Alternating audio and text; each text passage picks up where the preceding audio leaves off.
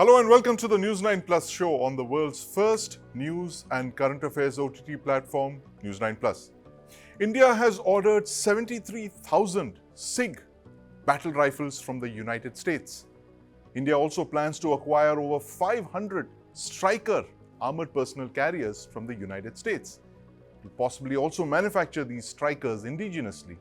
Now, what makes these two deals puzzling is the fact that there are several Indian companies today that make assault rifles and armoured vehicles.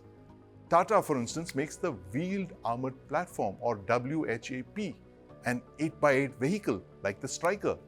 Indian firms like the AWEIL and SSS Defense make battle rifles of the kind that we've just ordered from the United States. Now, one possible explanation for these purchases from the US is geopolitics. India and the United States are close allies. They're united by a common dread of China. And there's nothing like arms deals to cement these ties, especially when you consider that the SIG rifles, interestingly, are made in the key US state of New Hampshire. Now, New Hampshire is a US swing state when it comes to the US presidential elections. The candidate that wins in New Hampshire can win the US presidential elections. A large order for battle rifles injects capital into what is the most sensitive state in the US when it comes to elections. It creates jobs there. It's good for the US economy and naturally good for the US president who's running for office. That's just one example. But arms sales also make good geopolitics. But the question to ask here is India sacrificing indigenous defense capability at the altar of geopolitics? And joining me to discuss this today are Mr. Gagan Chaturvedi, former Deputy Director General, Ministry of Defense, Lieutenant General Sanjay Kulkarni, former Director General, Infantry, and in the studio is my colleague Deepak Bhadana. Gentlemen, welcome to the News9 Plus Show.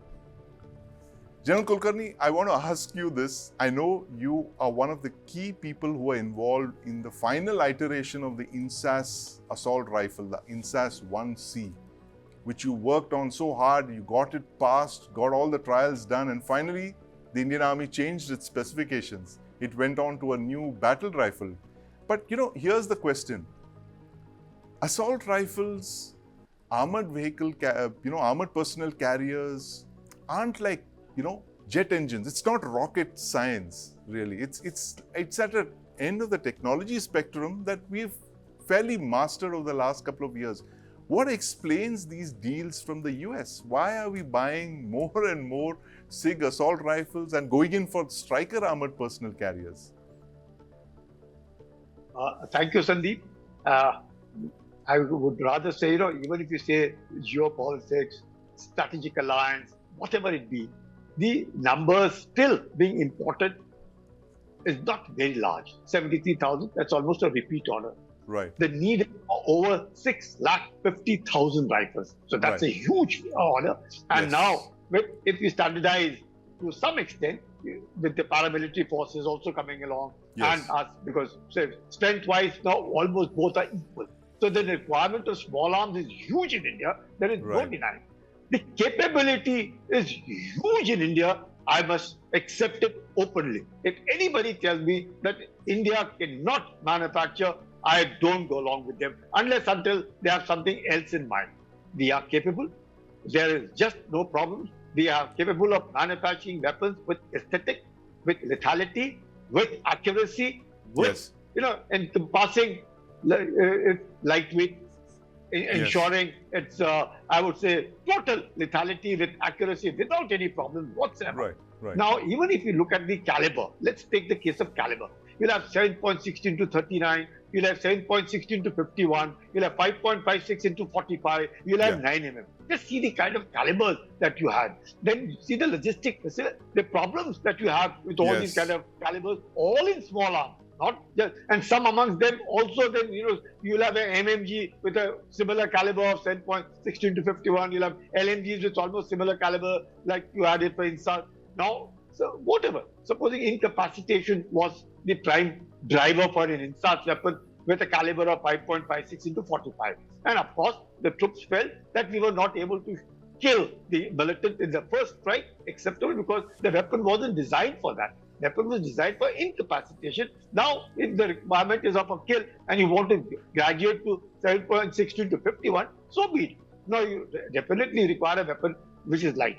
Now, all these weapons which come need a Picatinny rail. It must have optics. It must ensure that at no point of time it gets heated up. The metallurgy has to be really good because you know how we all are, the kind of terrain that we operate, all that.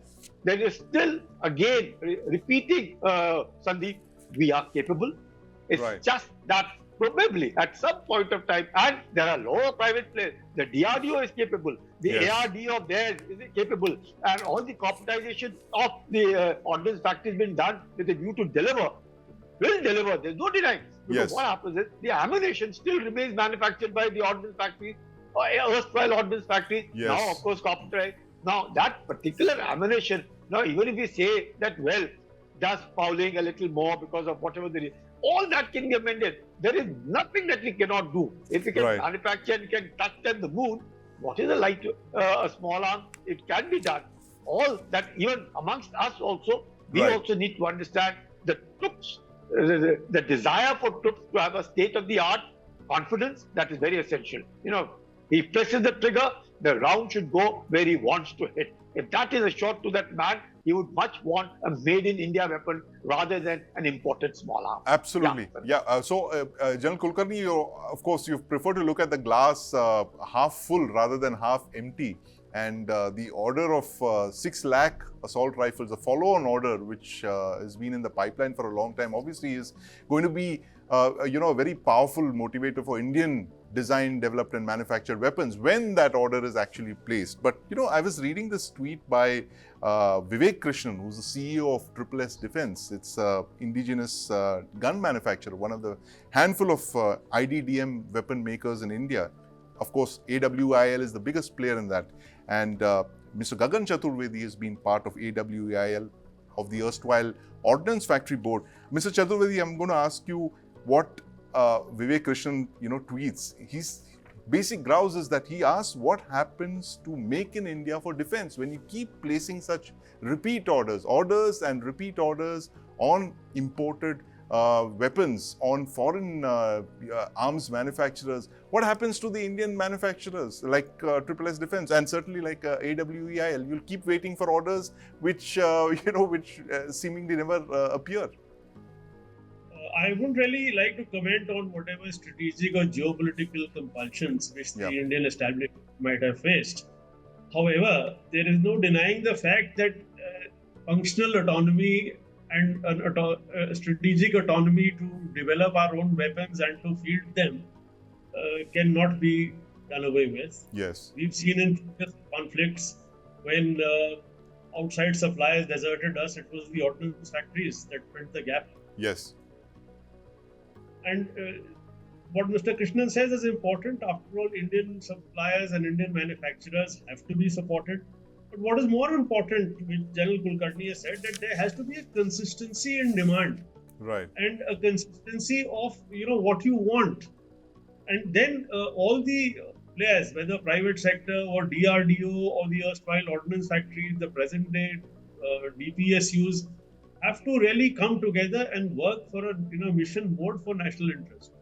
And the best example very recently we've had is the Dhanush. Yes. Everybody, the DRDO, the private sector, the public sector, SAIL, everybody worked together and look at what we've accomplished.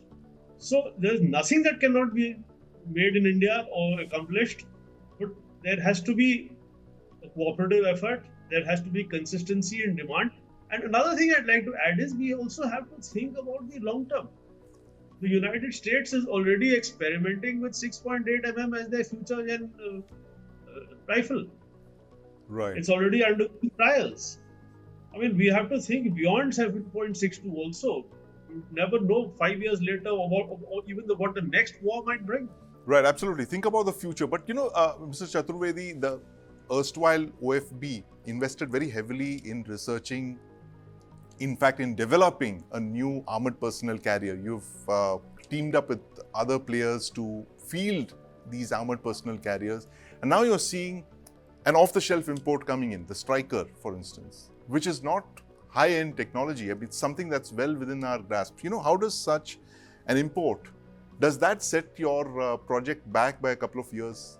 The erstwhile ordnance factories were very actively bidding for that very big project.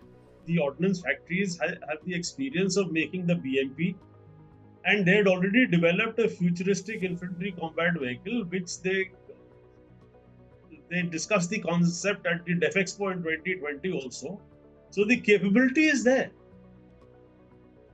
Again, consistency of demand and mission mode in the whole country, we've got to come together and field it. I mean, it's not something that cannot be done. And it can be done better, it can be done probably cheaper, and it has a tremendous export potential. Does it set your efforts back by a number of years? I mean, when an imported platform like the Stryker appears, for instance, there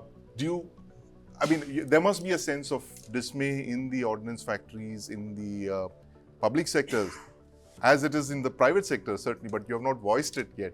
But does this, how does this impact your plans for the next couple of years? Well, development of any prototype or any platform, it entails a great deal of effort, it entails a great deal of expenditure. A lot of sweat goes into it. And then finally, if at the end of the day you do not see results, there is a certain amount of disappointment. Absolutely, there's a certain amount of disappointment. And in fact, here at News9 Plus, we've pushed a series called Guns of India, which is a series that promotes Indian designed, developed and manufactured weapons. And I have with me my colleague Deepak Bhadana, who's sitting here, who's the producer of that series. Deepak, tell us the logic behind our series Guns of India. This is the right time for us to plug our series, a time when you're talking of IDDM, that's Indian designed, developed and manufactured weapons. I think one thing to understand is that India is going through a phenomenal phase right now, one that most countries never even attempt. Right. They don't even get the chance. So India is building its own military industrial complex. Yes. And at the very bottom of that, one of the bedrock is the small arms segment. Now you'll find that there are n number of Indian manufacturers who are producing world-class products. Our series is an attempt to show what they can do. And I can admit with a lot of pleasure that the 4 or 5 episodes that we've done, they've received tremendous response from every particular segment of the audience, from the armed forces to civilians alike. I think one can just have a look at it and see what India can do given the chance. Absolutely, what India can do given the chance, and who else but General Kulkarni to talk about this. And he's been doing that for the last couple of years. He's actually walked the talk on indigenous projects. But General Kulkarni, you think that there would actually be a time when we would order, place large orders on Indian industry? Take the example of the 7.6251 battle rifle. You've ordered more than 1.5 lakh from the United States. There is a bigger order that you mentioned, which is of about 6 lakh assault rifles that would be placed on an Indian player. Given the budget constraints and all the competing demands on the defense budget, do you see that order coming through at any point in time in the next couple of years, perhaps months, maybe? Sandeep, see, we have that AK-203 that deal with Russia. Now, deal with Russia should have got in long back, but unfortunately, because of Ukraine, things didn't work out. Now, even the 6-saw is the sub $1,000 weapon. Now, when you say sub $1,000 weapon, we seem to feel, well, it's a fantastic deal. But obviously, a sub $1,000 weapon could well be made in India in less than $750. There is no denying the fact.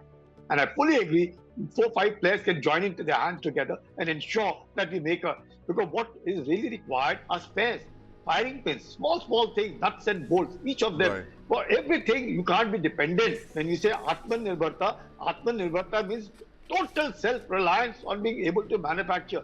Should there be a problem with the weapon, okay, we are there on the ground to be able to assist the user as to what could have gone wrong. Because until and unless we ensure we have the capability. Sandeep, I've been working with these people and rubbing shoulders with them. whether they wanted folding bars, they wanted Piccadilly rails, they wanted any kind of metallurgy, and even, yes, ammunition, we have some issue because the ammunition used by us does foul the weapon, but that's okay. That is the reason, one of the things that we need to be make in India and Atmanirbhar. Because all said and done, our ammunition is our ammunition. We now can't be dependent. We did, and we were dependent on even AK-47 ammunition for a long time, even though we were manufacturing our own. Because somehow, some way or the other, we also have to ensure, as Indians, the state of the art. We have to so make the user feel confident that yes, this ammunition of ours, this weapon of ours stands the best, and it is the best. You cannot just get it anywhere. Obviously, we are now going in for exercises. We do so many, exercises with various countries. So, our man must stand with a weapon which he feels confident about and looks state of the art, delivers state of the art, because even if it has got an optic sight, the ability to have an optic sight, just a red dot maybe, you aim at a particular thing, you get the bullet there. So the reliability, the accuracy, the lethality, the folding butt, the Piccadilly rail, the optic, the bipod, the whole, anything and everything, we are capable. Even if we are not, and even if we are importing, I think some of the players, even in India, might just bring in certain parts and assemble them in India. We can forget that also. We are capable. I know what you're talking about. Right. Vivek of Triple S, when he, sometimes you might just get a feel, people seem to be liking, any one thing we made good by a white skin. It's somehow appreciated. That's what he's put in the tweet. Now, Yes. Why should that be? Why should there be a feeling like this? We are capable. We can make one, and we'll make the best. Where's the doubt? And if it is sub 1,000, we'll make it sub 750. That's the way. And give it to them and say, partner, this is the money, and we need this kind of weapon. This is our GS2. Time 6 months. Deliver. If you don't deliver, don't come and crib here and after. Because obviously, whose confidence has to be won? The user. And who's the user? A simple, plain infantryman who's the user of this weapon. And whose heart and mind has to be won by a weapon which inspires confidence in him. He knows he will be able to kill. Ek goli, ek dushman. He knows that the round will go and hit the person whom he wants to hit, and he's not incapacitating, but killing. That is all. And we are capable. Sandeep, again and again I repeat, we are capable. Now, these kind of orders, maybe for whatever reason, is good. It's a repeat order. It's a sub $1,000 US dollar order. Weapons of the latest technology coming at a price at which we would be wanting it. But we also should understand that we are capable of making a weapon in 750. If we can make a weapon in 750 US dollars, and all these, Mr. Chaturvedi is a witness to it. $500. What are we talking about, sir? $500. Ordnance factories were capable. The newer avatar of corporatization is capable. The PSUs are capable. There's so many private players who can join in hand. The DRDO is willing to chip in. It's time. I would personally say, give me 6 months, all these on one table, lock them up in a room and tell them deliver the weapon and then step out. They'll deliver it in precisely 6 months. State-of-the-art weapon. I 6 don't know months. if Mr. Chaturvedi agrees with me or not. It's been done in the past as well with the INSAS, the 6-month deadline that General Kulkarni mentioned. But Mr. Chaturvedi, this, Vivek has also mentioned this thing that the Indian manufacturers against the best in the world, and we'll come up on tops. Just have a competition like of the kind that we've had in the past with the Arjun tank, the indigenous Arjun tank and the T-90 tank. He calls for competitions like this to, prove the efficacy of Indian designed weapons. Do you think this is the way forward? You mentioned the Dhanush. It's a fine example of the Indian defense industry coming together and producing a weapon in a very short span of time. Is this the way forward for all stakeholders to get together, as General Kulkarni said, get into a room probably and, work on a deadline and then produce that weapon? I think it's the only way forward. We have Dhanush, we have the example of the upcoming of 130 Sharang. Yes. We've done it so cost effectively. And if you look at the population of 130 mm Russian guns in the world, there's a tremendous market for that. And look at our private sector. I mean, I just read that there's a company in Bihar which is supplying boots to the Russian army. Yes. Why can't we do it? We should go on the world stage and we can prove ourselves against the best. and a national sort of effort, working for a goal, working with a sense of pride for the nation, that has to be inculcated with private sector, public sector, with all, with state-owned enterprises, with research institutions, universities. Everything has to come together. Yes, and all arms, a combined arms approach, General Kulkarni, as you might put it, is needed for this. But I mean, the biggest bugbear here, Deepak, is orders, right? I mean, without orders, nothing moves, and certainly not the military-industrial complex that we are hoping to create. How important are these orders going to be in the next couple of months? I mean, you look at every single aspect of India's military-industrial complex, even with the Tejas. Yes. What is the industry asking for? They're asking for consistency in orders, Yes. of a long-term plan, because that Right. will encourage investors to bring in the resources that they will need to build an industry that can deliver long-term. Right, absolutely. That's you've hit the nail on the head, Deepak. And in fact, that's what General Kulkarni and Mr. Chaturvedi have mentioned as well. Consistency and long-term planning, which is the only way forward when you're looking at very lofty goals like Make in India and Atmanirbhar Bharat. Otherwise, these goals remain what they are, just slogans without the government walking the talk on this. And the most important thing, of course, is orders. And that's what we've been talking today. The fact that possibly in the case of the Stryker and the SIG 716 assault rifle, the government seems to have chosen geopolitics. But obviously, geopolitics cannot be sensible local politics when it comes to creating a defense industrial complex in the long run. In the long run, you need orders, you need focus, you need to develop your own industry, because no one else is going to do that for you. Thank you very much, gentlemen, for joining us this evening as we talk about the Make in India project, which has hit a temporary setback with these orders given to the United States. With Prime Minister Shiekh Hasina, Delhi-Dhaka ties were robust. But with her departure, developments have plunged Bangladesh into chaos and the region into uncertainty. An unstable Myanmar and protests against India and Bangladesh, this has made India's entire eastern flank vulnerable. Already engaged on two hostile fronts, on the west with Pakistan and in the north with China, India now has to contend with a destabilized, possibly even hostile third front in the east. How much of a worry are the anti-India protests for India? How does India tackle this three-front situation? Is India ready? Joining me to discuss this today are Ambassador Jayant Dasgupta and my colleague Nivriti Mohan in the studio. Ambassador Dasgupta, India ringed by hostile neighbors, Pakistan, China, of course, friendly neighborhood, and now you have Bangladesh and Myanmar unstable. I mean, are we hemmed on all fronts now? What's the way out of this? Well, as people say, you can't really choose the place where you were born. Right. So we can't wish away our neighborhood. Right. Now we have to make the best of what we have and improve the situation from year to year, from day to day, so to speak. It is true that Pakistan and China are major worries for India. But the instability in Myanmar is a worrying factor. The inclination of the present government or the immediate past one in Nepal has been worrisome.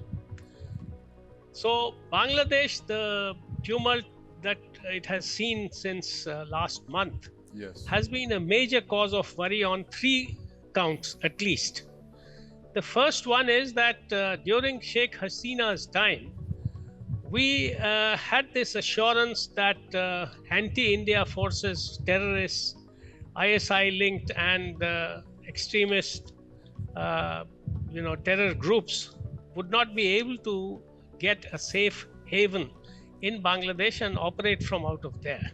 Concomitantly, the arms supplies that were being made, Chinese-made arms mostly, from Bangladesh to these organizations, some of which were also operating in the northeast, like Alpha, like NSCN, the Isaac Muiwa faction, and of course the the Islamist terror groups. Now that these two things, Sheikh Hasina had clamped down on them Yes.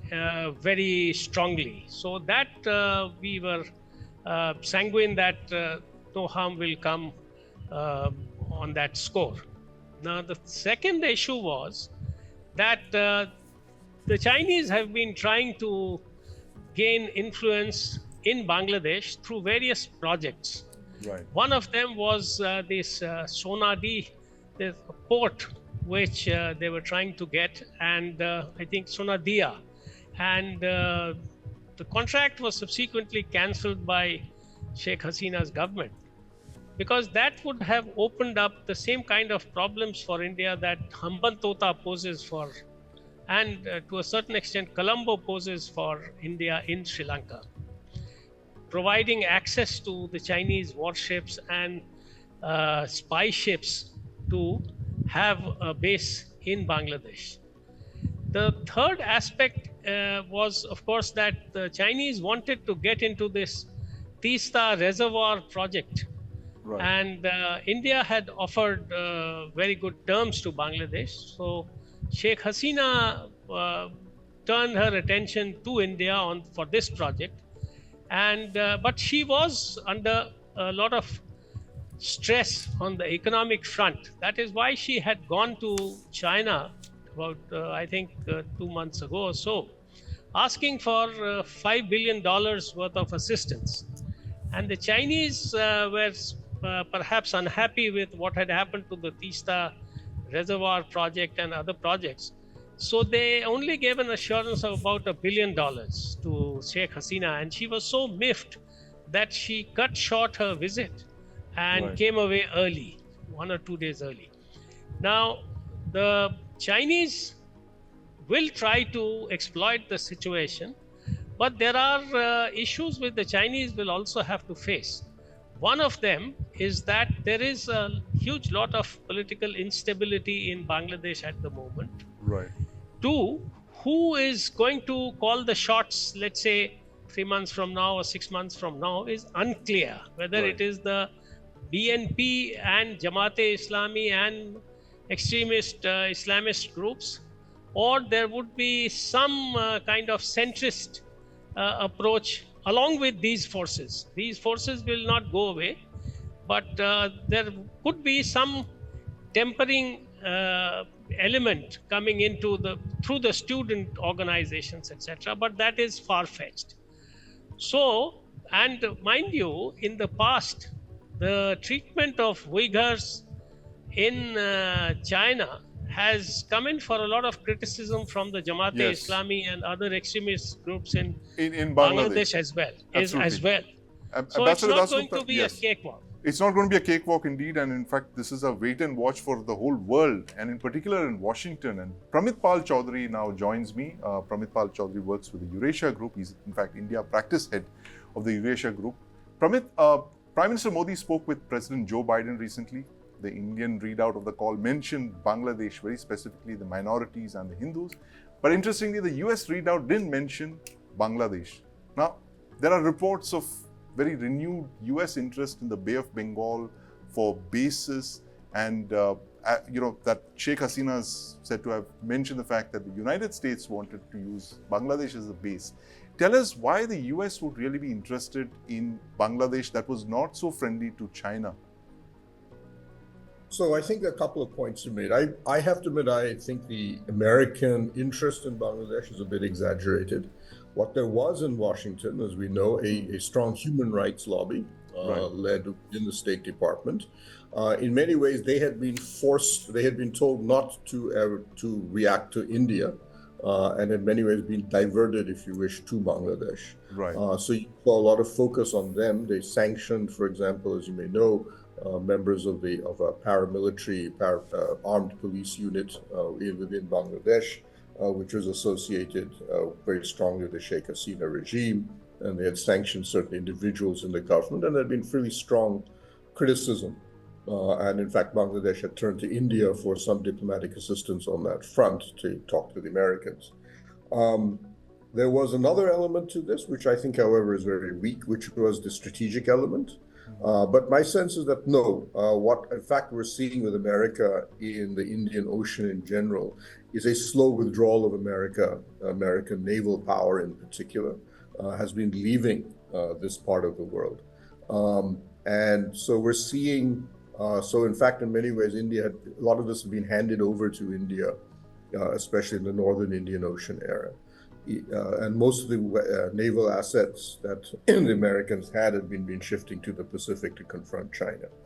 So I don't actually, I mean, St. Martin's Island, they may have requested the right to dock and refuel, which is a standard thing navies ask everywhere. But a base, no, the Americans are no longer in that business, if you wish, in the Indian Ocean area. They are, however, building in the Pacific.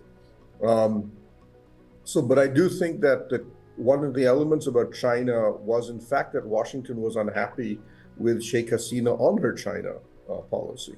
One of the arguments that India had made to Washington that you need to stay off of Sheikh Hasina because she is going to be part of our Indo-Pacific strategy against China.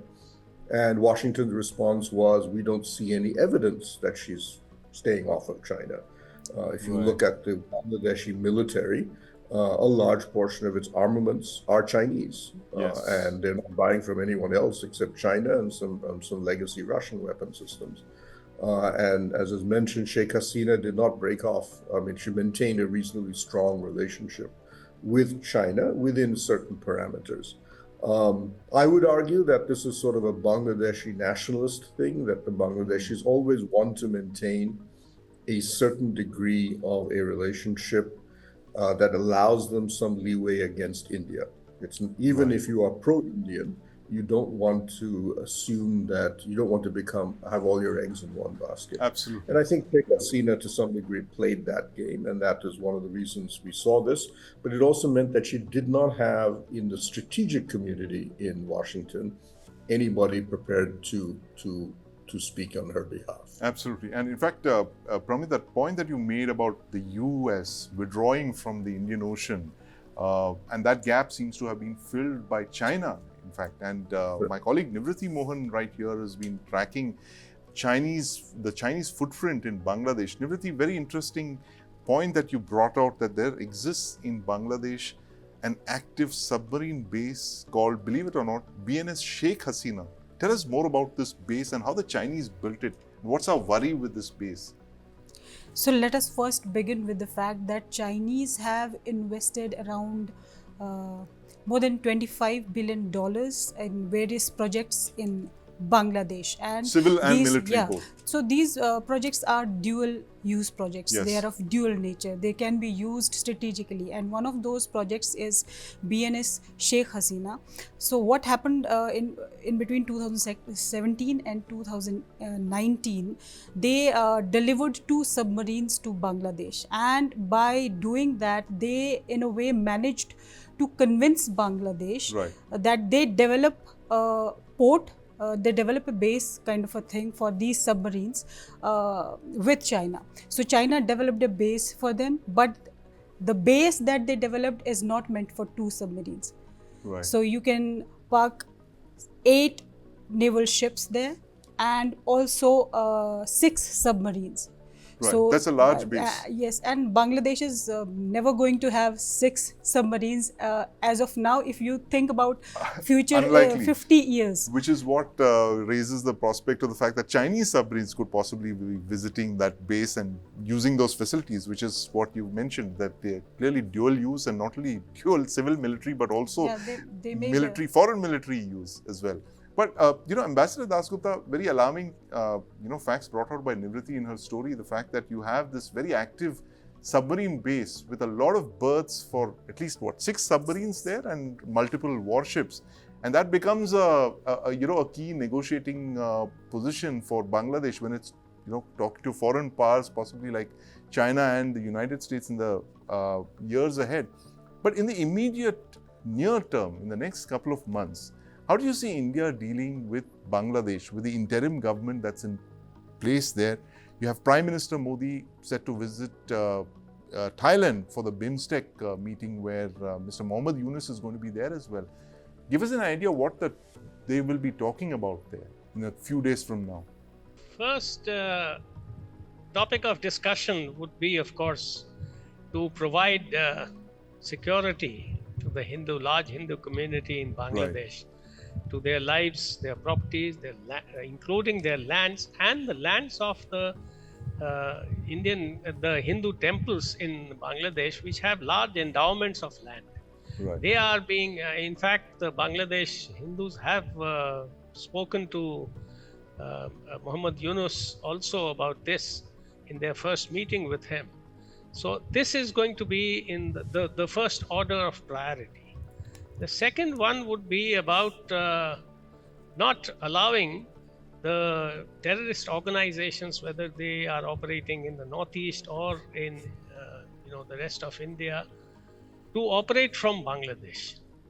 Now that is something which will be expressed, of course, but whether the Bangladeshis will be in a position to, or Muhammad Yunus would be in a position to do something about it, that remains to be seen. I am not very confident that he would be able to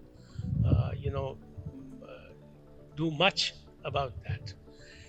But anyway, we need to express our concerns, and not only to the chief advisor Muhammad Yunus, but also we have to open up our dialogue with the BNP, because that is ultimately a political party, even if the Jamaat-e-Islami also has a dual character of being an extremist organization along with being a political party of sorts. So we have to open up our channels of communication with the BNP and come to some kind of an understanding with them on the key issues. Because during 2001 to 2006, we had a terrible time in terms of Khaleda Zia's government providing shelter, arms, and a safe haven for terrorists to operate from there. So that needs to be stopped. The third thing is that we also need to extend a hand of friendship and economic support, because ultimately they will be driven to the arms of the Chinese if we don't do that. And India can't be ignored with its more than 4,000 kilometer long land border with Bangladesh. They can't do without us. They have to have a certain level of understanding with us on various issues. So I think all these issues put together would be taken up for discussion, and I'm sure Prime Minister Modi will ask Muhammad Yunus as to what India can do to build this bridge of friendship and to make it stronger and be of assistance, because Bangladesh has been reeling under floods now. So it would be a good gesture to provide flood relief in terms of materials, and what other assistance can we provide. That is something I'm sure will crop up during the discussions. Absolutely. And Pramit, the point that you made earlier about Bangladesh not wanting to put all its eggs in one basket, do you think that India put all its eggs in the Awami League basket in the last 15 years? And as Ambassador Dasgupta mentioned, the fact that we now need to build bridges with the BNP, which seems to be in the driver's seat. However odious the BNP would have been in the past, how do you build bridges with the BNP? I mean, how easy is it going to be for us in the next few months? How hard will Ambassador Dasgupta's colleagues have to work at the MEA in the next few months? So my sense, at least from my conversations with people in the BNP or associated with them since Sheikh Hasina's overthrow, look, they are in many ways the party of business. They're the party of big business in Bangladesh. So they're pragmatic. They're saying we understand that the relationship between the two of us is never going to be quite as warm as it was between Khaleda Zia and yourself.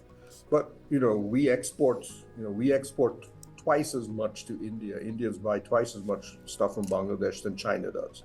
You are a major trading partner. Our biggest trading partners are your allies, the European Union and the United States. Our biggest ODA benefactor makes it very clear, Japan, that we are here because India wants us to be here. So we accept that economically, and 40% of Bangladesh's energy comes from India right now. And you can go on and on. They said we accept now that there's a degree of dependency between the two sides. and in fact a degree of profitability for Bangladesh and your side. The Northeast insurgencies are now almost over. There's nothing much Bangladesh gets from supporting them. But so we are prepared to work with you in a certain way. And I think what the Bangladesh government, and this is my analysis of what China's behavior has been in our region and even in other parts of the world, China is no longer in the money-giving business. They're very ungenerous in their money. If you look at Pakistan, they're literally their only their closest ally in the world. China has given them absolutely nothing in 2 years of incredible economic hardship. All they do is roll over the debts and say, please go to the IMF.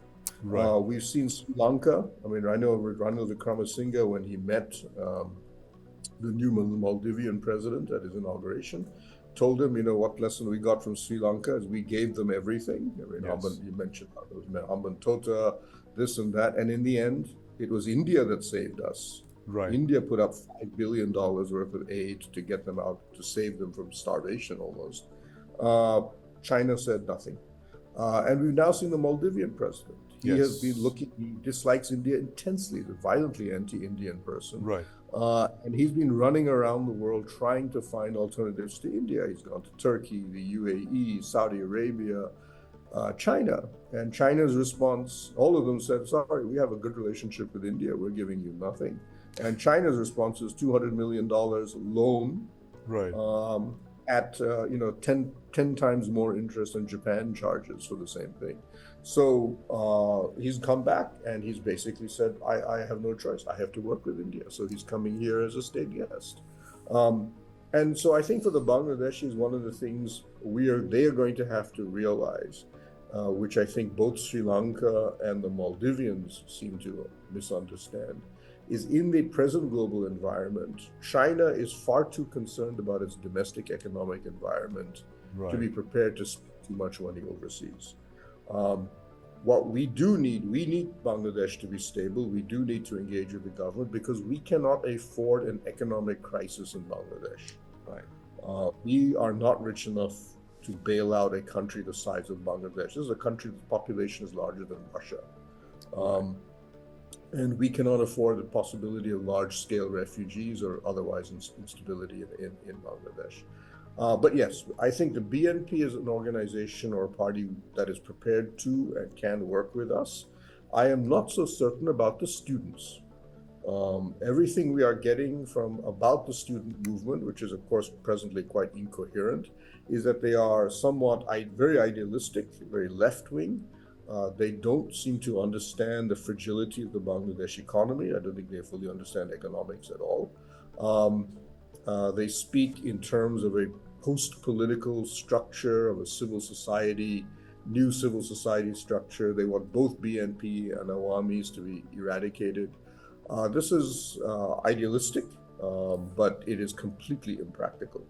And if they are unable to sustain the supply chains of garment exports from Bangladesh, even for 2 weeks, all those buyers, these giant American chains and retailers in Europe, will just go somewhere else because they cannot afford to sit around and wait for students to develop a utopian experiment in Bangladesh. Right, absolutely. Thank you very much, Pramit, for outlining that minefield that lies ahead of us. Indeed, minefield, and of course possible opportunities for India as well. That finally India and Bangladesh should possibly come together. As Ambassador Dasgupta mentioned, you can't choose your neighbors, but in the end, as Pramit mentioned, the fact that countries like Maldives and Sri Lanka have come back, realizing that there's no other place to go but New Delhi, and New Delhi remains the port of first call for all its neighbors in the neighborhood. Thank you very much, gentlemen, for joining us this evening as we spoke about India's third front developing in South Asia. And you can watch my colleague Nivriti Mohan's story, Third Front Worries, dropping on the app today.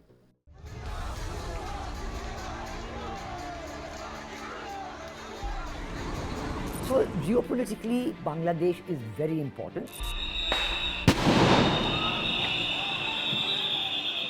All this is now under threat under jeopardy because of the situation, unpredictable situation in Bangladesh. If they can cut off Chicken's Neck or Siliguri corridor, then the entire northeast is cut off from the country.